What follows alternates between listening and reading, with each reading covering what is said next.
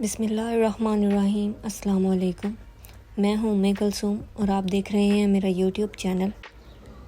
جنسی زیادتی ایک ایسا مسئلہ ہے جو روز بروز پاکستان میں پروان چڑھ رہا ہے۔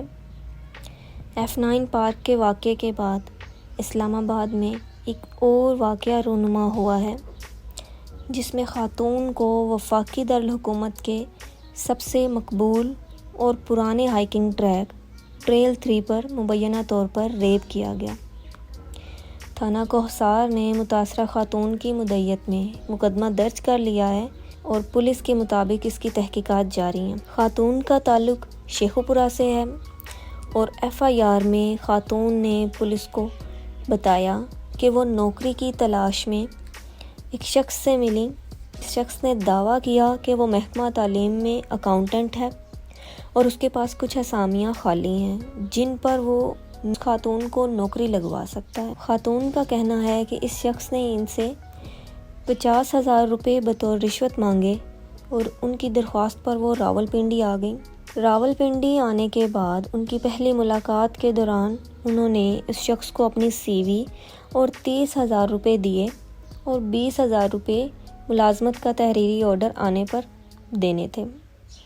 متاثرہ خاتون نے بتایا کہ اس شخص نے ان سے کہا کہ ایک سینئر آفیسر سے آپ کو ملوانا ہوگا جو تمام امیدواران کے انٹرویو لیں گے۔ ملاقات سے ان کی آپ کے ساتھ اچھی شناسائی ہو جائے گی اور وہ بغیر کسی اعتراض کے آپ کو منتخب کر لیں گے۔ 13 جولائی کو یہ شخص انہیں موٹر سائیکل پر بٹھا کر ٹریل 3 لے آیا۔ ٹریل 3 اسلام آباد کا بہت پرانا اور مشہور ہائکنگ ٹریک ہے جہاں سیاحوں کے ساتھ ساتھ مقامی لوگ بھی آتے رہتے ہیں اور جنگلی حیات کی موجودگی کی وجہ سے اس کا انتظام محکمہ وائلڈ لائف کے پاس ہے۔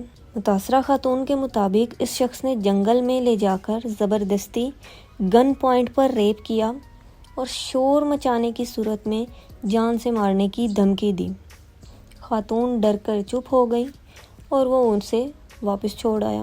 اس واقعے کے بعد سوشل میڈیا پر ملک بھر سے لوگوں نے غم و غصے کا اظہار کیا ہے، لیکن کیا سیاستدان اس طرف متوجہ ہیں؟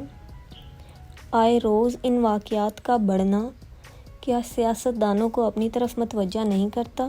کیا وفاقی دارالحکومت میں بھی خواتین کے لیے محفوظ مقامات نہیں جہاں پولیس اور رینجرز ہر وقت موجود ہوتے ہیں؟ وائلڈ لائف سٹاف اور ان کے اتنے سارے کیمرے جو جانوروں کی مانیٹرنگ کے لیے لگائے گئے تھے، ان کا کیا؟ رواں سال 2 فروری کو F9 پارک میں بھی خاتون کو گن پوائنٹ پر ریپ کیا گیا تھا۔ اس واقعے پر تھانہ مارگلہ کی پولیس نے مقدمہ بھی درج کیا تھا اور پولیس نے دعویٰ کیا تھا کہ اس کیس میں ملوث 2 ملزمان پولیس سے فائرنگ کے تبادلے میں مارے گئے ہیں۔ اب سوال یہ اٹھتا ہے کہ کیا خواتین کو مزید تحفظات کی ضرورت ہے؟ مزید اپڈیٹس کے لیے چینل کو سبسکرائب کریں اور لائک کریں۔ تب تک کے لیے اللہ حافظ۔